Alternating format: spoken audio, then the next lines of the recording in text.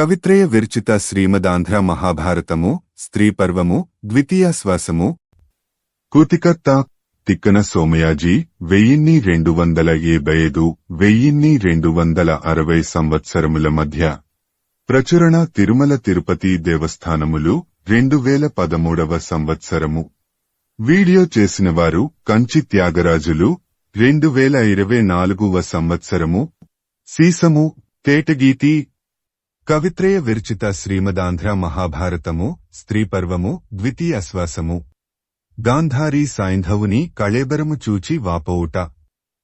అర్జునుడు తనమాట చెల్లించుకొనాలని నిశ్చయించుకొని ఉత్సాహం పూని దుర్యోధనాది మహావీరులు గొప్ప సైన్యం మాటిమాటికి తనకు అడ్డుపడుతున్న ప్రక్కకు నెట్టి వాడి బాణాలు వేగా మెడతెగి సైంధవుడు కదలక మెదలక పడి ఉన్నాడు. అసలు ఆనాడు ద్రౌపదిని అడవిలో దొంగిలించి తీసుకొని వెళ్లిననాడే తాను చచ్చాడు కదా.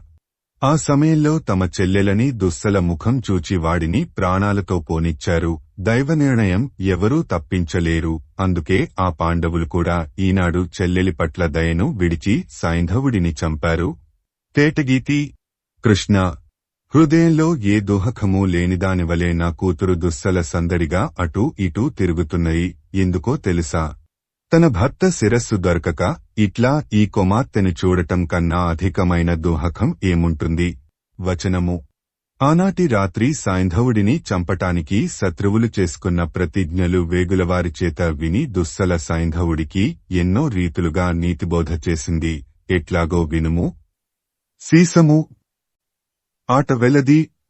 రాజా, నీవు రాజశ్రేష్ఠుడివి, నా మాటలు వినుము. అర్జునుడి ప్రతిజ్ఞకు మూడు లోకాలలోనూ తిరుగులేదు సుమా. అతడు అందరికన్నా మిన్న. నీవు రాజసింహానివి. దుర్యోధనుడి సైన్యం అంత గొప్పది, ఇంత గొప్పది అని నమ్మి యుద్ధరంగంలోకి దూకవద్దు. ద్రోణుడు ఎప్పటికీ అర్జునుడిని ఎదుర్కొనటానికి ఇష్టపడడు. నీకున్న కాంతిరాజులలో ఎవరికున్నది? అర్జునుడిని సమీపించటానికి ఎవడూ సాహసించడు. నీవు సూర్యతేజుడివి. ధర్మరాజు నిన్ను తప్పక దయతో కాపాడుతాడు ఫో అన్నాను. నీవు చక్రవర్తివి. నా మాటలు దయచేసి వినుము అన్నాను అని ఆ దుస్సల ఆనాడు సైంధవుడితో అన్న మాటలు మళ్లీ అంటుండగా వింటున్నావు గదా. అట్లా ఆ రాజును గూర్చి ఆ వనిత యుద్ధరంగంలో ప్రలాపిస్తున్నది. తేటగీతి. ఓ తండ్రులారా, మీ చెల్లెలు భర్తను పోగొట్టుకొని విధవరాలే శుభకార్యానికి పనికిరానిదిగా బయటికి నెట్టబడి ఉండటం కూడా సహించి పట్టుదలతో నా భర్తను చంపి మీరు సంతోషపడ్డారా అంటూ పాండవులను దుస్సల నిందిస్తున్నది వింటున్నావా? ఉత్సాహవృత్తము. అభిమన్యుకుమారుడిని కాపాడే పనికోసం పూనుకొన్న ధర్మరాజు, భీముడు, నకుల సహదేవులు సమర్థులైనవారు, పరాక్రమవంతులు తమ సైన్యంతో కూడి వేగంగా ఉద్యమించినప్పుడు సైంధవుడు వాళ్లను లెక్కచేయకుండా యుద్ధంలో నిలదొక్కుకొని ఒక్కడే పోరాడి వారిని ఆపగలిగాడు. సైంధవుడు మరి తక్కువవాడా? పేరు పొందిన సమర్థుడు కదా. తేటగీతి. తప్పు సైంధవుని మీద పెట్టవచ్చునో లేదో కాని అర్జునుని ప్రతిజ్ఞకు సైంధవుడు ఒక్కడే గురి అయినాడు. సైంధవుడు తానొక్కడే అందరునూ పాండవులనందరినీ ఆపడం తప్పే కదా. అదియే అభిమన్యుడి మూతికి కారణం కావడం లేదా? తేటగీతి. కృష్ణ, ఇటుచూడుము. పాపం బోరగలపడి ఉన్నాడు. ఒక చెక్కిలి నేలమీద ఆని ఉన్నది. ముఖంలో అందం ఏమాత్రమూ చెడిపోలేదు. ఎవరో గుర్తించావా?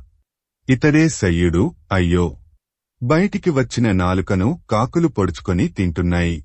కందము. ఈ విధంగా చేయటం బాగున్నదా?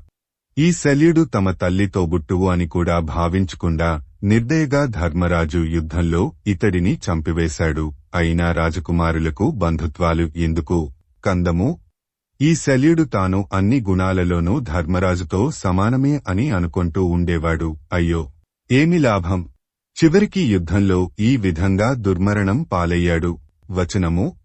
ఆ శల్యమహారాజు భుజంగ ప్రయాతము. దుర్యోధనుడు శల్యుడిని మైత్రి కోరాడు. మిత్రధర్మాన్ని పాటించి పెట్టిన బాధ్యతను స్వీకరించి ఎంతో నైపుణ్యంతో శత్రు సైన్యం ఇబ్బందిపడే రీతిగా రథసారథి పనిని చేపట్టి కర్ణుడి వంటి మహావీరులను మాటలనే బాణాలతో మిక్కిలి క్షోభ చెందేటట్లు చేశాడీ శల్యుడు. ఆట వెలది. కృష్ణ, ఆ శల్యుడిని ఆశ్రయించి అతి దీనంగా ఏడుస్తూ ఉన్న స్త్రీలను చూడుము. ఆబోతు బురదలో కూరుకొని పోగా చుట్టూ ఆవులు పొదువుకున్నట్లుగా కనిపించటం లేదు. మత్తకోకిల. కృష్ణ: ఇతడు భగదత్తుడు, పోల్చుకొన్నావా? మహేంద్రుడిమీద విజృంభించి యుద్ధం చేయగలిగిన బలాసురుడివలే నరుడిమీద ఎడతెరిపి లేకుండా బాణాల వర్షం కురిపించి అతడిని పిచ్చివాడిని చేశాడు. భగదత్తుడి పరాక్రమం చూచి ఓర్వలేక అర్జునుడి మీద అభిమానంతో ఈతడిని ఈ విధంగా మరణం పాలు చేశావు. కందము. కృష్ణ: పక్షులు, మూగాలు దేహాన్ని రంధ్రాలు చేసి విరిచి తినటం వలన దేహభాగాలు ఎక్కడివక్కడ వెదజల్లబడ్డాయి. అయినా ఇతడి తలలో అలంకరించుకున్న సంపెంగ పులవాసన ఈ రాజు శరీరాన్ని కొంచెం కూడా వదలలేదు. చూస్తున్నావా? సీసము. ఆట వెలది. కవిత్రయ విరచిత శ్రీమదాంధ్ర మహాభారతము స్త్రీపర్వము ద్వితీయాశ్వాసము. గాంధారి శరతల్పగతుం దగు భీష్మునుద్దేశించి శోకించుట. కృష్ణ: బలంలో కాని పరాక్రమంలో కాని తనకు సాటిగా మరొక మానవుడిని చూపటానికి వీలులేని మహావ్యక్తి భీష్ముడే. శత్రువుల బాహుదర్పానికి బలే నేలమీద పడ్డాడు. అయినా ఆయనను ఎవరూ తమంతట తాముగా జయించలేరు కదా. నన్ను చంపుకోండి అని పాండవుల మీద ఉన్న అధికమైన దయతో ఆయనే తాను చనిపోయే రహస్యాన్ని వారికి చెప్పాడు తప్ప ఆయనను ఎవరు గెలువగలరు? ఇట్లా అయితేనే ఆయనకున్న దీక్ష ఈనాటిది కాదు కదా. తన తండ్రి కోరికను సానుకూలం చేయటానికి తాను బ్రహ్మచారిగా ఉండిపోయాడుగాదా. రాజ్యం వదులుకోలేదా? అట్లాగే ఇది కూడా అని తాత్పర్యం. ఈయన పేరు చెప్పి మరో పేరు చెప్పటానికి సంపూర్ణ పురుషత్వంతో కూడిన జన్మగల మరో మహానుభావుడు ఎవడున్నాడు? కందము. కృష్ణ: కౌరవవంశం ఆగిపోయిన సమయంలో ధార్మికమైన పద్ధతిలో వ్యాసమహర్షి ద్వారా మళ్లీ కౌరవవంశాన్ని సంపాదించుకున్నవాడు ఈయనే. చివరి వరకు కురుకుమారులతోనే ఉండి వారితోపాటే ప్రాణాలు వదిలినవాడు ఈయనే. ఈ మహాపురుషుడు ధర్మస్వరూపుడు. పురుషార్థాల పరమార్థాన్ని ఇట్లాంటి మహావ్యక్తుల జీవితం ద్వారానే కదా తెలుసుకొనాలి. కందము. కృష్ణ: భీష్ముడు దైవస్వరూపుడు తప్ప సాధారణ మానవుడు కాడు. అందుకే ఆయనకున్న దీక్షతో ప్రాణాలను తాను కోరుకున్నప్పుడు వదలటానికే లీలగా తన దేహంలోనే ఉంచాడు కదా. తేటగీతి. వాడి బాణాలనే కిరణాలు వ్యాపింపజేసి పాండవ సైన్యమనే చీకటిని ముప్పుతిప్పలు పెట్టి ఆడించి 10 రోజులు వినోదించి భీష్ముడనే సూర్యుడు అస్తమించాడు. ఎంత విషాదకరం. కందము. అలనాడు రెల్లుగడ్డిలో ప్రభవించిన కుమారస్వామితో పోల్చదగనవాడే ఈనాడు బాణతల్పంలో తేజోమూర్తి అయిన ఈ భీష్ముడు కాంతులు చిమ్ముతున్నాడు. తేటగీతి. కృష్ణ: ఈ మహావీరుడికి అర్జునుడు అంపశయ్యను ఏర్పరచి దిండుగా 3 వాడిబాణాలను సవరించి బాణంతో నీటిని తెప్పించి ఆ నీటితో ఆ మహావీరుడి దప్పికను పోగొట్టాడు. కందము. కృష్ణ: ఈ అంపశయ్య మీద ఉన్న భీష్ముడు కల్పాంతంలో సూర్యుడు లోక సంచారం మాని నేలమీద వాలి విశ్రాంతి తీసుకున్న రీతిగా ప్రకాశిస్తున్నాడు. కందము. భీష్ముడు స్వర్గం చేరిన తరువాత కురుకుమారులకు ఇది మంచి, ఇది చెడు, ఇట్లా చేయాలి, ఇట్లా చేయకూడదు అనే ధర్మ సూక్ష్మాలను వివరించి చేయదగిన పనిని బోధించేవారు ఎవరుంటారు? వారు ఎవరిని అడిగి తెలుసుకొనాలో ఏమో. సీసము. ఆట వెలది. శత్రు సైన్యాలనే పల్లేరిలను తుదముట్టించి ద్రోణుడనే దావాగ్ని ఆరిపోయింది. ఇంద్రుడికి ఎన్ని దివ్యాస్త్రాలు తెలియనో అన్నీ తెలిసినవాడు ఈయన. పరశురాముడికి ఎట్లా ధనుర్విద్య వశమైందో అట్లా వశమైన మహాధనుర్వేత్త ఈ ద్రోణాచార్యుడు. సర్వవేదాలు తెలిసిన మనీషి. ఈ పుణ్యపురుషుడి శిక్షణలోనే కదా అర్జునుడు మేటి విలుకాడు అయ్యాడు. తక్కిన కురుకుమారులు సాత్యకి ఈ మహావేత్త దగ్గర కదా ఉత్తమ ధనుర్వేత్తలుగా తయారయ్యారు. ఇంతటి గొప్ప యోధుడు ప్రపంచంలో ఉన్నాడా? కందము. కృష్ణ: ద్రోణాచార్యుల వద్దనున్న మహాస్త్రాలు కాలశక్తికి లోబడి వ్యక్తమయ్యాయి తప్ప ఆ మహాయోధుడిని యుద్ధంలో శత్రు సేనలు సమీపించగలవా? అది ఇట్లా సాధ్యం. తేటగీతి. అసలు ద్రోణాచార్యులను నమ్మకదా దుర్యోధనాదులు, ధర్మరాజు, భీముడు, అర్జునుడు వంటి మహావీరులను యుద్ధానికి రమ్మని ప్రకటించారు. అట్లాంటి వీరుడు ఈనాడు శత్రువులు నరికివేయగా నేలమీద పడి ఉన్న తీరు చూస్తున్నావా? తోటకము. ఎల్లప్పుడూ శిష్యులు మంచి వినయంతో నమస్కరించేటువంటి ఈ ద్రోణాచార్యుల వారి పాదాలను ముక్కలు చేసి నక్కలు తినివేశాయి. అయ్యో, దైవం ఎంత క్రూరంగా ప్రవర్తించిందో చూచావా? కృష్ణ: ఆట వెలది. ఇట్లాంటి మహాయోధుడైన ద్రోణాచార్యుడి తలనరికేవాడు అర్భకుడైన ధృష్టద్యుమ్నుడా? విధివశంగా ఎంతటివారు ఎంతగా అయిపోతారు. విధి చేయని పని ఏమున్నది? ఏమనవచ్చు దీనిని? అయినా ఇట్లా చంపాడు. ఇది అసంభవమే. సీసము. ఆట వెలది. కృష్ణ. ద్రోణుడి భార్య కూపాచార్యుడి చెల్లెలు కుపి తన భర్త సమీపంలో అతి దీనంగా కూర్చొని విరబోసుకున్న జుట్టుతో తలమీది ముసుగుతో పలవరిస్తూ రోదిస్తున్నది. ద్రోణుల శిష్యులు తక్కినవారు చూచి ఆ మహాయోధుడి అమ్ములు, బాణం, శస్త్రాలు, రథం, అవయవాలు వీటినన్నిటినీ ప్రోగుచేసి చితి పేర్చి సామవేదం చదువుతూ ఉండగా సాక్షాత్తు అగ్నిదేవుడే సామం పాడజొచ్చాడు. ఆ విధంగా చితి నేర్పరిచి గురువుగారినే మరొక అగ్నివలే ఆ చితిలో చేర్చి దహనానికి సిద్ధం చేశారు. కందము. కూపి ముందు నడుస్తుండగా శిష్యులు ఆ చితికి అప్రదక్షిణంగా తిరిగి శోకంతో దీనత్వంతో కూడిన శరీరాలతో నదిలో స్నానాలు చేయటానికి వెళ్లారు. ఈ భూలోకంలో ఇక బాణవిద్య లుప్తమైపోయినట్లే. ఎంత దౌర్భాగ్యం. ఆట వెలది. కృష్ణ. చూడుము, అదే సోమదత్తుడి కొడుకు భూరిశ్రవుడి పార్థివ శరీరం సాత్యకి చాలా నీచంగా తలనరికి వేయగా అట్లా పడి ఉన్నాడు. గద్దలు ఒంటిని ఒలిచివేసి తింటున్నాయి. ఈ పుణ్యాత్ముడిని ఇట్లా చూడవలసి వచ్చినది. వచనము. ఆ సోమదత్తుడు పుత్రశోకంతో కూడినవాడై తన మీదికి సాత్యకి దూసుకుని వచ్చినప్పుడు తన కుమారుడి విషయంలో అతడు చేసిన నీచకార్యాన్ని పేర్కొని నిందించిన తీరు ఆ సోమదత్తుడు చనిపోయినా అతడి ముఖంలో స్పష్టంగా కనిపిస్తున్నది. అంటే ముఖదర్పణంలో ఆ నరాల బిగింపు, ఆవేశం, క్రోధం, అవమానం అవన్నీ అట్లాగే ప్రతిబింబిస్తున్నాయని అర్థం. అదిగో ఆమె భూరిశ్రవుడి తల్లి తన కొడుకును, తన భర్తను మార్చి మార్చి చూస్తూ వణికిపోతున్న కంఠంతో భర్తను ఉద్దేశించి ఇట్లా అంటున్నాయి. సీసము. ఆట వెలది. ఓ సోమదత్త మహారాజా! యుగాంతంతో ఉపమింపదగిన కురువంశ నాశనాన్ని చూడలేకుండా వెళ్లిపోయావా? ఎన్నో దానధర్మాలు చేసినవాడు, ఎన్నో మహాయాగాలు చేసినవాడు నీ ముద్దుల కొడుకు అయిన భూరిశ్రవుడిని చూస్తున్నావా? అర్జునుడు దుర్మార్గంగా విజృంభించి భుజం తెగగొట్టాడు. సాత్యకి అతి నీచంగా తలనరికాడు. అట్లా నీ కొడుకు నేలకులాడు. నీ కొడుకును ఒక్కసారి ఇందుకు పలకరించవు? నీ కుమారుడి చుట్టూ చేరి ఏడుస్తున్న కోడళ్లను ఎందుకు పరామర్శించవు? మహాప్రభువైన నీకు ఇది తగనదేనా? కందము. నీ కోడళ్లు 5 ఏకవస్త్రలై విరబోసుకున్న జుట్లు కలిగినవారే మిక్కిలిగా దుహకంలో మునిగిపోయి నిన్ను గురించి విలపిస్తున్నారు. ఆ ఏడుపు ఆడబెగ్గురు పిట్టలు భయంతో అరిచిన తీరుగా ఉన్నది. ఆట వెలది. రాజా! నీవు నీ కుమారుడు యుద్ధానికి బయలుదేరుతున్నప్పుడు వైభవోపేతుడుగా ఉండాలని బంగారు గొడుగును బహుమతిగా ఇచ్చావు.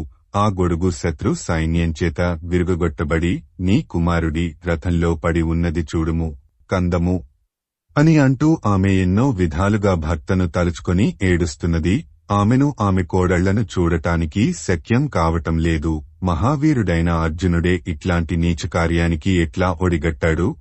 ఈ పని ఎవరో నీచులు చేయదగింది. కవిరాజ విరాజితము. కృష్ణ.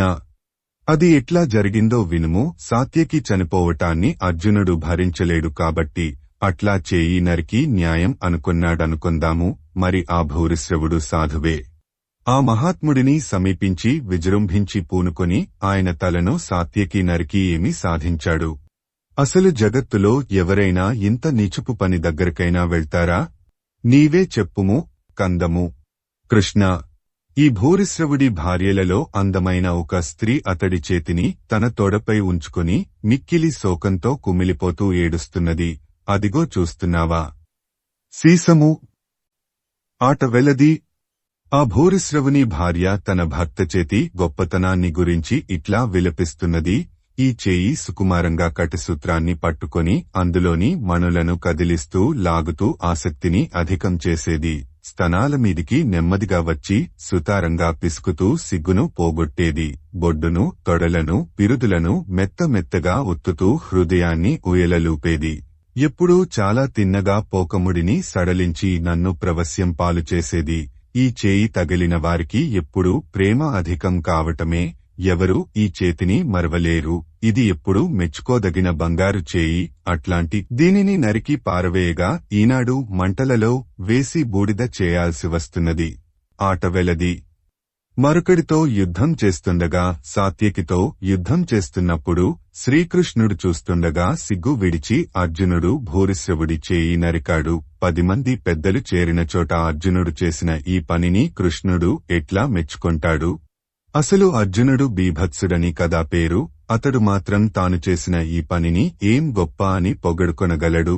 వచనము అని ఈ రీతిగా ఏడ్చి ఏడ్చి ఆమె ఊరుకొన్నది. తక్కిన స్త్రీలు ఈమెను పట్టపురాణివలె పొదువుకొని ఉన్నారు. చూడుము. సీసము ఆట వెలది. కవిత్రయ విరచిత శ్రీమదాంధ్ర మహాభారతము స్త్రీపర్వము ద్వితీయాశ్వాసము. గాంధారి శకుని కళెబరంబు గాంచి యతని చేత లుగ్గడించి శోకించుట. స్వయాన తన మేనల్లుడైన సహదేవుడి వాడి బాణాల దెబ్బలకు చిక్కి ప్రాణాలు పోయి నేలబడి రాబందుల పాలైన సోదరుడు శకునిని చూస్తున్నావా? కృష్ణ, ఈ శకుని ఆ రోజులలో మాయలు పన్నటంలో అందరికీ గురుస్థానంగా ప్రకాశించాడు. కాని అన్ని మాయలు నీ చేతిలో నశించాయనుకో. ఆనాడు మోసంగా జూదమాడి ధర్మరాజు నుండి రాజ్యమంతా లాగుకొన్నాడు. చివరికి ఈనాడు యుద్ధమనే జూదంలో తన ప్రాణాన్నే ఒడ్డి ఓడిపోయాడు. ఈనాటికి ఇతని పాపకర్మ ఫలించింది. అసలు జూదమాడటానికి ఇతడు చేసిన నిరంతరమైన అభ్యాసం కురువంశ నాశనానికి తప్ప ఎందుకు పనికి వచ్చింది? నిజానికి పాండుకుమారులతో వైరం రావటానికి మూలం కూడా ఇతడే. కందము, నీకు మంచి చేస్తాను అంటూ దుర్యోధనుడికి ఈ మోసగాడు చివరకు మరణం తెచ్చిపెట్టాడు. అంతేకాక తాను కూడా సోదరులతో, కొడుకులతో, స్నేహితులతో కలిసి చనిపోయాడు. మత్తకోకిల. ఈ కురుకుమారులు అస్త్రాలచేత నశించిన శరీరాలు కలవారే స్వర్గానికి వెళ్లిపోయారు. ఈ వైరానికి మూలమైన ఈ శకుని కూడా అట్లాగే స్వర్గం పొందాడు. అసలే కౌరవులు అల్పజ్ఞానులు, అల్పబుద్ధులు కూడా. అట్లాంటి వారిని వశం చేసుకుని వెర్రివారిగా మార్చి యుద్ధానికి సిద్ధపడేటట్లు చేసినవాడు ఈ శకునే. అట్లాంటివాడు అన్నదమ్ముల మధ్య విరోధాన్ని కల్పించడా? కందము. కృష్ణ, ఇతడే కళింగదేశాధిపతి. అందమైన భుజకీర్తులు కలిగిన ఇతడి దేహం నిండా శస్త్రాలు నాటుకొని ఉన్నాయి. ఈ శస్త్రాల వ్యాప్తిని బట్టి ఇతడు యుద్ధరంగంలో వీరవిహారం చేయడంలో ఏమాత్రం ధైర్యం మొక్కవోనివాడని స్పష్టమవుతున్నది. చూస్తున్నావా? ఆట వెలది. కృష్ణ, ఇతడి చుట్టూ చేరి ఉన్న స్త్రీలు దోహకంలో మునిగిపోయి ఏడుస్తూ ఉండటం వలన వాడిపోయిన బలమైన వడదెబ్బ తగిలిన పూలదండలు ఎట్లా తమ సౌందర్యం కోల్పోవో అట్లాగే అందంగా కనిపిస్తున్నారు. ఉత్సాహవృత్తము. కృష్ణ, మగధదేశాధిపతి అయిన జయత్సేనుడి చుట్టూ స్త్రీలు చేరి ఏడుస్తుండగా వారి మిక్కుటమైన దీనాలపాలు విని నా మనసు నిండా దట్టంగా కరుణ వ్యాపించిపోయింది. ఇట్లాంటి మనసును మోహింపజేసే ఏడుపులను ఎక్కడైనా విన్నామా? సీసము ఆట వెలది. కృష్ణ, ఈ కోసలాధిపతి పేరు బృహద్బలుడు. మిక్కిలి ప్రకాశించే శరీరం కలవాడితడు. ఇతడి భార్యలు ఇతడి చుట్టూ చేరి వణకుతూ చెమర్చుతున్న చేతులతో అభిమన్యుడి చేతి నుండి వదలబడి బృహద్బలుడి శరీరంలో నాటిన బాణాలను తీసివేస్తూ మాటిమాటికి మూర్ఛపోతున్నారు. మాటిమాటికి అతడి ముఖాన్ని తనివితీరా చూచుకుంటూ దైవాన్ని తిట్టుకుంటూ శోకాగ్నిలో ఎదలు మండగా చింతాక్రాంతులై ఉన్నారు. తామరలను తూళ్లతో సహా పెరికివేయగా ఎండలో ఎండిపోయిన దిగువవైపు శోభను పోగొట్టుకోకుండా ఉన్న విధంగా వీరి ముఖాలు సొంపుతో ప్రకాశిస్తూనే ఉన్నాయి. వచనము. ధృష్టద్యుమ్నుడి కొడుకులు ద్రోణాచార్యులు ప్రయోగించిన బాణాల చేత పీడించబడి ప్రాణాలు కోల్పోయి పడి ఉన్నారు. మత్తకోకిల. కృష్ణ, వీరి భుజకీర్తులు, కడియాలు, సన్నటిమణులతో కూర్చిన దండలు, ఆయా అవయవాలలో పొదిగిన నగలు మనోహరమైన కాంతితో ప్రకాశిస్తున్నాయి. ఈ చిన్నవారు సమరభూమికి తమ సౌందర్యాన్ని అలంకారంగా సమర్పించిన రీతిగా వెలుగుతున్నారు. వీళ్లను చూస్తున్నావా? నర్కుటము. వేగంగా పోతున్న రథాశ్వాలు అనే గాలి కారణంగా కదులుతున్న ఆకారం కలిగింది. బాణాల ఆధిక్యం చేత విస్తరిస్తున్న వైశాల్యం కలిగింది అయినటువంటి ధనుర్విద్యా గురువైన ద్రోణాచార్యుడనే మంటపైన మిడతల దండు రీతిగా పడి ఈ 5 ఉద్రిక్తులైన కేకేరాజులు మాడి చచ్చారు. చూస్తున్నావా? కందము. కృష్ణ, ద్రోణుడి పరాక్రమానికి చిక్కి చచ్చిపడి ఉన్న పాంచాలరాజు సింహంచేత చచ్చిన పెద్ద ఏనుగువలే కనిపిస్తున్నాడు. కందము. పాంచాలాధిపుడైన ద్రుపదుడి తెల్లని గొడుగు మాత్రం ఏ అస్త్రాలకు చిక్కకుండా కాంతులు చిమ్ముతూ భూమి అనే ఆకాశంలో శరత్కాలలోని చంద్రబింబం వలె ప్రకాశిస్తున్నది. అంటే శరత్కాలంలో స్వచ్ఛమైన వెన్నెల ఉంటుంది కాబట్టి ఆ గొడుగు కూడా ఏ రంధ్రాలు లేకుండా ప్రకాశిస్తున్నదని అర్థం. దీనిని బట్టి రథాన్ని ద్రుపదుడి సారథి అంత జాగరూకంగా నడిపించాడని అర్థం. తేటగీతి. మిగిలిన రాజులు, అతడి భార్యలు, కోడళ్లు ద్రుపద మహారాజుకు దహన కార్యం పూర్తిచేసి దుఃఖాతిశయంతో పరితప్తమైన హృదయాలతో గంగవైపు వెళ్లుతున్నారు. కందము. ద్రోణుడి వంటి బాణ విద్యాగురువే కంపించేటట్లు ఎదుర్కొని బాణవిద్యారహస్యవేత్త అయిన చేది భూపాలుడు పదునైన ఆ ద్రోణుడి అస్త్రఘాతాలకు చిక్కి నేలమీద పడి యుద్ధభూమికి ఒక గొప్ప భూషణం వలె మిక్కిలి ప్రకాశిస్తున్నాడు. తేటగీతి. ఈ రాజు భార్యలు ఇతడి తలను కాళ్లను తమ తొడల మీద ఉంచుకుని తీవ్రమైన శోకపు దెబ్బతో మిక్కిలిగా నిండిన బెంగతో దుఃఖంలో మునిగిపోయిన హృదయాలతో ఏదేదో పలవరిస్తున్నారు. కందము. కృష్ణ. ఎంతోమంది రాజులు ఈ చేదిరాజు భుజపరాక్రమమనే వేడితాకుకు చచ్చారు. ఇతడే ధృష్టకేతువు, నీ మేనత్త కుమారుడు శిశుపాలుడి కుమారుడు, గుర్తుపట్టావా? ఉత్సాహవృత్తము. ఆ ధృష్టకేతుడి కుమారుడు సుకేతుడు అడుగోవాడే. ద్రోణాచార్యుడు వాడిని పడగొట్టాడు. వీడిని చూస్తుంటే నాకు దుర్యోధనుడు, అతడి కొడుకు గుర్తుకు వస్తున్నారు. ఇట్లా తండ్రి కొడుకులను ఒకసారి చూచిన బంధువుల హృదయాలలో శోకమనే అగ్ని మరింత మంటలు రేపకుండా ఉంటుందా? వారు ఎంతగా కుందిపోతారో. నా హృదయము అట్లాగే చింతా దుఃఖశోక పరితప్తమైపోయిందని అర్థం. తేటగీతి. అరుగోద్ వారే అవంతి రాజ్యపాలకులు, మిక్కిలి బాహుబలవంతులు. వీరిని విందుడు, అనువిందుడు అంటారు. దండిగా నగలు ధరించి కాంతులీనుతూ వెలిగేవారు. భయంకరమైన పెనుగాలి తాకిడికి నెలకొలినటువంటి పూలు విరగబూసిన మద్ది చెట్లు గుర్తుకు వస్తున్నాయి వీళ్లను చూస్తుంటే. వచనము. అని ఆ విందానువిందులను చూపించి ఇట్లా అన్నది. సీసము. తేటగీతి. కృష్ణ. భీష్ముడు, ద్రోణుడు, కర్ణుడు, భూరిశ్రవుడు, అశ్వత్థామ, కృపుడు, సైంధవుడు, కృతవర్మ, దుర్యోధనుడు అసాధారణమైన పరాక్రమమున్న అతిరథ మహారథులు. వీరిలో ఎవ్వరి శక్తినైనా ఇంతే అని చెప్పగలమా? వారు కోపగించుకొంటే దేవతలైనా నశిస్తారు. అట్లాంటి మహావీరుల తాకిడికి ఎదురే కూడా నీవు, పాండవులు, నీ తమ్ముడు సాత్యకి ఏ అపాయమూ లేకుండా బయటపడ్డారు. ఆలోచిస్తే ఇంతకంటే మహాద్భుతం ఏముంటుంది? భీష్మాది మహాయోధులను యుద్ధంలో జయించటమా? నమ్మటానికి వీలులేని విషయమే. అయినా భగవంతుడి చేతకాని పని ఏముంది? వచనము. దైవం దుర్యోధనాదులైన 100 మంది పట్ల ఇట్లా ఒకే రీతిగా అన్యాయం చేస్తుందా అని ఇంకా ఇట్లా అంటున్నది. తరువోజా. కృష్ణ. దుర్యోధనుడు మొదలైన కుమారులందరినీ ఈనాడు కోల్పోయాను. నీవు ఆనాడు సంధి చేయటానికి హస్తినకు వచ్చావు. సంధి కుదరదని తెలిసినప్పుడు నీవు ఏ మాటలు చెప్పావో అవన్నీ నిజమయ్యాయి గదా. భీష్ముడు, విదురుడు అనేక విధాలుగా కురువంశ క్షేమాన్ని కోరి ఎంతగానో బోధించారు. పూనికతో ఎన్నో ధర్మ సూక్ష్మాలు, రాజనీతులు, ఉపాయాలు నొక్కి నొక్కి చెప్పారు. అయినా నేను పుత్ర వ్యామోహంతో వినకపోయాను. ఆ పుణ్యాత్ముల వివేకంతో కూడిన దూరదృష్టి తప్పవుతుందా? వచనము. అని చెప్పి పశ్చాత్తాపం వలన పుట్టిన దుఃఖాతిశయంతో మూర్ఛపోయి తేరుకొని మనసులో పేర్కొనిపోయిన శోకం అత్యధికమైన బాధను కలిగించగా కొంతసేపు ఊరకుండి ఆ గాంధారి కృష్ణుడిని చూస్తూ కోపంతో మండిపోతూ సీసము. ఆట వెలది. పాండవ కౌరవులు తమలో తాము అసూయతో యుద్ధానికి సిద్ధపడితే నీవు వారికి అడ్డుపడకుండా పోయావు. న్యాయం తెలిసినవారు, సమర్థులు అయిన భీష్మాదులు ఉండి కూడా, నీవు సకల ధర్మవేత్త మధురభాషి అయి ఉండి కూడా, అన్ని పనులు చేతనైనవాడివని పేరు పొంది కూడా నిర్లక్ష్యం చేశావు. దుర్యోధనుడిని నాశనం చేయటానికి నీవు రాయబారాలు చేశావు. రాజులను, వారి సైన్యాలను పేరు లేకుండా చేశావు. అందరూ చచ్చారు. అన్ని ప్రాంతాలు బీడుభూములయ్యాయి. చేసినదానికి తగిన ఫలాన్ని అనుభవించుము. నీ వైభవం సర్వనాశనమయ్యేట్లుగా నా శాపాగ్నిలో నిన్ను కాల్చిపారవేస్తాను వినుము. సీసము. తేటగీతి. కవిత్రయ విరచిత శ్రీమదాంధ్ర మహాభారతము స్త్రీపర్వము ద్వితీయాశ్వాసము. గాంధారి శ్రీకృష్ణునకు శాపం బిచ్చుట. ఎంతో దీక్షతో పతివ్రతగా ఇంత సుదీర్ఘ జీవితాన్ని గడిపిన పుణ్యానికి ఫలంగా అబ్బిన తపశ్శక్తితో చెప్పుతున్నాను. మంచి దాయాదులను తమలో తాము పోరాడుకొని ఒకరినొకరు చంపుకొని నశించేటట్లు చేశావు. నీ దాయాదులు కూడా ఇట్లాగే ఒకరి నొకరు కొట్టుకొని చస్తారు చూడుము.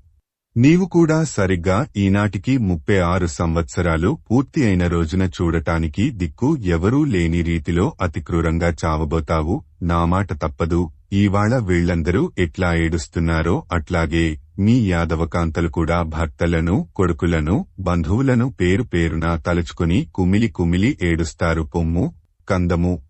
ఇట్లా అతి ఘోరంగా ఆమె శాపమివ్వగా విని విశాల హృదయుడైన శ్రీహరి చిరునవ్వుతో ముఖం విరాజిల్లగా ఆ గాంధారీదేవితో మర్యాదను పాటిస్తూ శత్రువులు కూడా స్తుతించే విధంగా ఇట్లా అన్నాడు. తేటగీతి. గాంధారీదేవి, యాదవులకు మునివరులు ఇచ్చిన ఘోరశాపం ముందే ఉన్నది కదా. మళ్ళీ నీవు దానిని పునరుక్తం చేశావు. దీనివలన నీవు కొత్తగా ఏమి చెప్పావు? దాన్ని చెప్పుము, కందము. యాదవులకు నాశనం తప్పదు. వారిని దేవతలు కూడా చంపలేరు. అందుచేత ఘోరయుద్ధంలో ఒకరినొకరు చంపుకొని చస్తారు అని కృష్ణుడు ఆ శాపరహస్యాన్ని వివరించాడు. తేటగీతి. ఓ జనమేజయ మహారాజా, ఇట్లా కృష్ణుడు అనగానే పాండుకుమారుల గుండెలు అధికమైన భయాందోళనలతో వణకిపోయారు. వారు తమ తమ జీవితాల పట్ల ఆశ సంపూర్ణంగా వదులుకున్నారు. వచనము. ఈ విధంగా పలికిన శ్రీకృష్ణుడు గాంధారిని చూసి, అమ్మా, చాలు, ఇంక పైకి లెమ్ము, చనిపోయిన బంధుమిత్రులందరికీ అగ్నికార్యాలు చేయించాలి కదా అంటూ ఇంకా ఇట్లా అన్నాడు. సీసము. తేటగీతి. గాంధారీదేవి, వినుము, నీ కుమారుడు చేసిన దుర్మార్గమైన పనులు నీకు తెలియనివా? దుర్యోధనుడి దురభిమానాన్ని నేను కాని, నీవు కాని, భీష్మద్రోణ బాహ్లికులు కాని, చివరికి ధృతరాష్ట్ర మహారాజు కాని మాన్పలేకపోయాము. ఆ దురభిమానంతో చేసిన పనుల పర్యవసానంగానే అతడికి ఈనాడు ఈ దశ వచ్చింది. మీ తప్పు వలన వచ్చిన చేటుకు బాధ్యుడిని నేనని నన్ను నొప్పించేటట్లు ఇట్లా మాట్లాడటం న్యాయమా? ఇకనైనా ధైర్యం అవలంబించి నీ శోకాన్ని దూరం చేసుకోమ్ము. కీడుకు, చావుకు ఏ మానవులు శోకిస్తారో వారి దుహకం రెండింతలవుతుంది తప్ప ఉపశమించదు. రాజుల కుమార్తెలు యుద్ధంలో అంకితమైన హృదయం కలవారిని కుమారులుగా పొందాలని కోరుకుంటారు కదా. వచనము. అని ఈ విధంగా శ్రీకృష్ణుడు మాట్లాడిన మాటలు గాంధారి చెవిని కాల్చాయి. అయినా ఏమీ సమాధానం చెప్పకుండా ఓరకుండిపోయింది. అప్పుడు ధృతరాష్ట్రుడు ధర్మరాజుతో, నీకు మన 2 సైన్యాలలోని జనుల సంఖ్య తెలుసును. యుద్ధంలో ఎంతమంది చనిపోయారో గుర్తుంటే చెప్పుము అని అడిగాడు. అప్పుడు ధర్మరాజు, మహారాజా, వినుము, ప్రసిద్ధులు, ఉన్నత వర్గాలవారు 76,20,000 మంది, ఇతర జనం 24,320 మంది చనిపోయారని చెప్పగా ఆ రాజు అయితే, వీరు ఇంతమంది ఏ ఏ గతులకు వెళ్లుతారో చెప్పుతావా అని అడిగాడు. తేటగీతి. రాజా, వినుము, ఏ యోధులు తమ దేహాలను బాగా మండుతున్న అస్త్రాల చేత పుట్టిన అగ్నిలో హోమం చేశారో వారు స్వర్గానికి వెళ్లి అప్సరసలతో వైభవంగా విరాజిల్లే మహేంద్రుడికి అతిథులై పూజలందుతారు. కందము. అనేక శస్త్రాలు, అస్త్రాలు ఆయువు పట్టులలో నాటుకోగా భయపడిపోయి తమ ధైర్యాన్ని కోల్పోయి వెన్నుచూపి యుద్ధరంగం నుండి బయటపడి కొంతమంది యోధులు చచ్చారు. వారు యక్షలోకానికి పోవటానికి అర్హులవుతారు. కందము. ధృతరాష్ట్ర మహారాజా, యుద్ధంలో ఎట్లా చనిపోయినా ఆ వ్యక్తులు నరకానికి పోనే పోరు, తప్పకుండా సంతోషంతో స్వర్గానికి వెళ్తారు అని పండితులంటారు. కందము. ధర్మరాజు అట్లా అనగా విని ధృతరాష్ట్రుడిట్లా అన్నాడు. దయామూర్తి అయిన ధర్మరాజా, ఈ చనిపోయిన వారిలో దిక్కున్నవారు ఉన్నారు, ఏ దిక్కు లేనివారు ఉన్నారు. అట్లాంటప్పుడు వీరికందరికీ విధి ప్రకారంగా దహనకర్మ చేయటంలో తప్పేమీ లేదు కదా. వచనము అని ధృతరాష్ట్రుడనగా ధర్మరాజు ఇట్లా అన్నాడు. ఈ యుద్ధంలో పాల్గొన్న సమస్త జనులు అగ్నిని సిద్ధంగా ఉంచుకున్న యాజ్ఞికుల వంటివారే. యుద్ధమే వారికి యజ్ఞకుండం, అస్త్రాలే అగ్నులు. కాబట్టి వారికి వేరే యజ్ఞం అక్కర్లేదని అర్థం. అంతేకాకుండా వీరింతమందికి జలతర్పణం, దహనం చేయటానికి అర్హత ఉన్నవారు లేరు. మనం పూనుకుని సాధ్యమైనంతవరకు ఈ పని చేద్దాము అని అంటూ తాము అజ్ఞాతవాసం చేసి సముచితమైన రీతిలో విరాట మహారాజు మొదలైన వారిచేత తెలుసుకొనబడిన సందర్భంలో కలిసినవాడే. అప్పటి నుండి జరిగిన శాంతి పుష్టి హోమాదులను నడిపిస్తూ తమ వెంటనే ఉన్న ధౌమ్యాచార్యులను చూచి విదుర సంజయులను పిలిచి మీరిద్దరూ భరతవంశీయులకు తప్ప తక్కిన ఏ దిక్కు లేకుండా చనిపోయిన వారికి కర్మవిధి ప్రకారంగా దహన కర్మను చేయండి అని చెప్పి పంపించి ఆ పనిలో వారికి సహకరించటానికి సూతజనులను ఆ సమయానికి అక్కడికి వచ్చి ఉన్న హస్తినాపుర జనులలో తగినవారిని గుర్తించి ముందుగానే తెప్పించి సిద్ధంగా ఉంచిన శ్రీగంధం అగురుగడ్డి దర్భలు పట్టుబట్టలు కస్తూరి కుంకుమ నెయ్యి నూనె మొదలైన వస్తువులను ఆ ధౌమ్యుడు మొదలైన పెద్దలకు అప్పగించాడు. వారు ఆ సమయానికి అక్కడ చేరి ఉన్న బ్రాహ్మణులను తీసుకుని వెళ్లి దుర్యోధన దుశ్శాసన కర్ణ శల్యాదులకు అభిమన్యు ఘటోత్కచ విరాట ధృష్టకేతు ప్రముఖులకు తప్ప తక్కిన ప్రసిద్ధులైన నానారాజులకు పెద్ద పెద్ద కర్రల మోపులతోనూ విరిగిన ప్రేతయజ్ఞ క్రియ జరిపించి మంటలో ఆ శవాలను చేర్చి అనాథలుగా మరణించిన రాజులను వెనుకువేల మందిని రాసులుగా ఒకచోట చేర్పించి పెద్ద పెద్ద దుంగలను కొయ్యలను వారిపై అమర్చి నిప్పు పెట్టారు. అప్పుడు ఒక పక్క ఋగ్వేదం యజుర్వేదం చదువుతున్న శబ్దాలు సామవేదం పాడుతున్న నాదం ఆడవారి ఏడుపులు అన్నీ కలిసి ఆకాశమనే గుహ మారుమోగిపోయింది. పొగతో దిక్కులన్నీ నిండిపోయాయి. ప్రాణాలతో ఉన్న జీవరాశులన్నిటికీ మిక్కిలి శోకం పుట్టింది. ఆ రీతిగా వారు ప్రేతకర్మ విధిని నడిపించారు. సీసము ఆట వెలది కవిత్రయ విరచిత శ్రీమదాంధ్ర మహాభారతము స్త్రీపర్వము ద్వితీయ శ్వాసము కుంతి ధర్మజనకు గర్నుండు దన కొడు కగుట దెలుపుట. ఓ జనమేజయ మహారాజా! అప్పుడు ధర్మరాజు ధృతరాష్ట్ర మహారాజును ఎంతో వినయవిధేయతలతో ముందుగా ఉంచుకున్నవాడై అంటే ధృతరాష్ట్రుడు ముందు నడుస్తుండగా కౌరవ స్త్రీ జన సమూహాన్ని పిలుచుకొని బంధుజనులంతా వెంట తరలిరాగా నదికి వెళ్లాడు. అందరూ స్నానాలు చేశారు. యుద్ధంలో మరణించిన కౌరవులందరికీ ధృతరాష్ట్రుడు కురుకుమారుల భార్యలు తాను తన తమ్ములు అత్యధిక శ్రద్ధతో తిలోదకాలు ఇచ్చారు. ఆ సమయంలో ధర్మరాజు దగ్గరకు కుంతీదేవి వచ్చింది. ఆమె మనసంతా దుఃఖంతో నిండిపోయి అదే పనిగా కమ్ముకొని వస్తున్న కంటినీరు మొగం మీద తెరవలే కప్పుకొంటుండగా అందరూ వింటుండగా ఆమె ధర్మరాజుతో ఇట్లా అన్నది.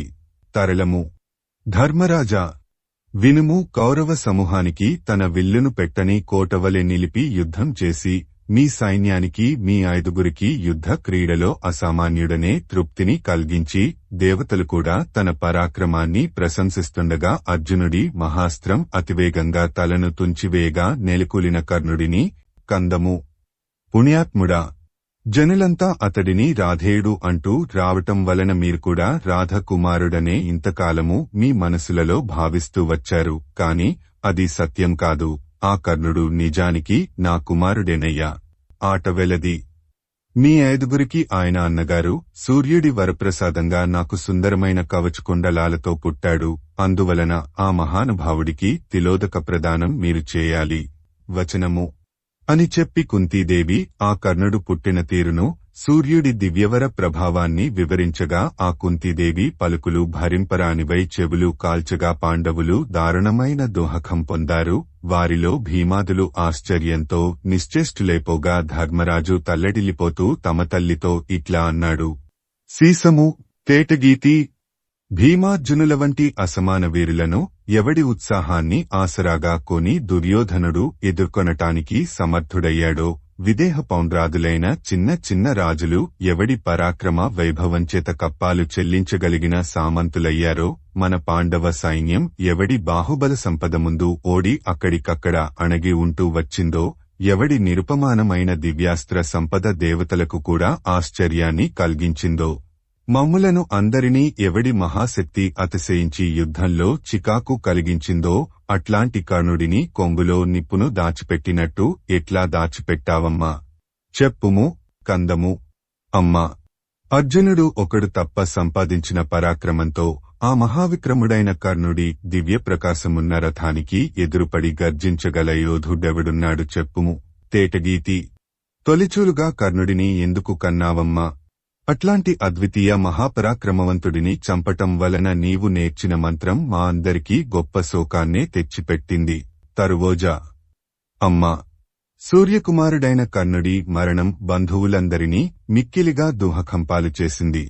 ప్రఖ్యాతబలుడు అభిమన్యుడు చనిపోయినప్పుడు కూడా ఇంత విస్మృతిని మనసు పొందలేదు. ఉపపాండవులు గతించినప్పుడు కూడా హృదయం ఇంత ఉడికిపోలేదు. ద్రుపదుడి కుమారులు కురుకుమారులు చనిపోయిన తీరుకు కూడా హృదయాలు ఇంతగా దుఃఖాన్ని పొందలేదు. కర్ణుడి మరణం అంతగా కృంగదీసిందని అర్థం. ఆటవెలది.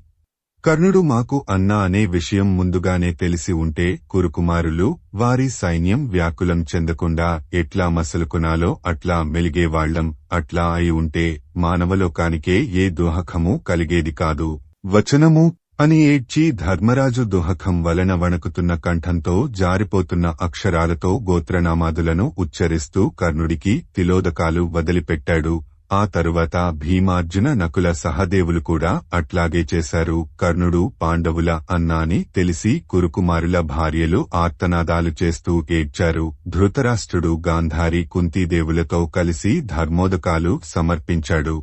ధర్మరాజు ఆ కర్ణుడి పట్ల ఉన్న సోదరభావం వలన పరిచారికలతో సహా అతడి భార్యలను రప్పించి గౌరవించి కర్ణుడి కోసం అనేక పుణ్యకర్మలను అధికమైన దక్షిణలతో చేసి విధిని పూర్తి చేశానన్న తృప్తిని పొంది బంధువులతో కలిసి గంగానదిని దాటాడని ఈ విధంగా జనులందరి చేత ప్రశంసించబడిన ధర్మరాజు కర్ణుడిని తమ అన్న అని తెలుసుకున్న విధం వైశంపాయనుడు జనమేజయుడికి తెలిపాడు. అప్పుడు జనమేజయుడు వైశంపాయనుడిని అయ్యా, ఆ తరువాత ధర్మరాజు ఏమి చేశాడు అని అడిగాడు.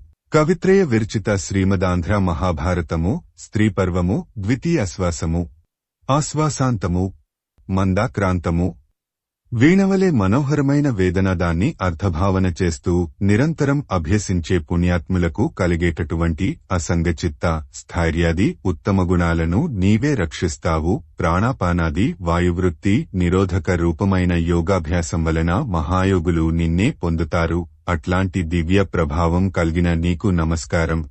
కందము హరిహరనాథ, నీవు నేను అనే భావన లేని పరమశాంత చిత్తవృత్తి గల జ్ఞానయుగులు సమాధిలో నిన్నే తెలుసుకొంటారు. సదా సంసార సముద్రంలో మునిగి చింతాక్రాంతులతో కూడిన జనులు ఎన్నటికీ నిన్ను గుర్తించలేరు. ఉత్తమ భక్తి మాత్రమే నిన్ను అందుకొనగలిగిన సులభ సాధనం. మాలిని హరిహరనాథ ప్రభు, నీవు ఉత్తమ నియమాలను పాటించే సుచరిత్రుల హృదయపద్మాలలోని మహాజ్ఞానంతో రమిస్తావు. నీకు ఎప్పుడూ సుగంధం వంటి పుణ్యపరిపాకం ఉన్నవారితోనే దృఢమైన సంబంధం ఉంటుంది. నిత్యపరిణామం పొంది అనేక రకాలుగా విచ్ఛిన్నం పొందే ఈ సర్వసృష్టి నీ విలాసంలో భాగమే. అందుకే జగత్తును సృష్టించి పెంచి సంహరించి ఆనందిస్తూ ఉంటావు. గద్యము ఉభయ కవిమిత్రుడు కొమ్మనమాత్యుడి పుత్రుడు బుధారాధన విరాజి తిక్కన సోమయాజీ రచించిన శ్రీ మహాభారతంలో స్త్రీపర్వంలో ద్వితీయాశ్వాసం సంపూర్ణం. ఇంతటితో స్త్రీపర్వం సమాప్తం.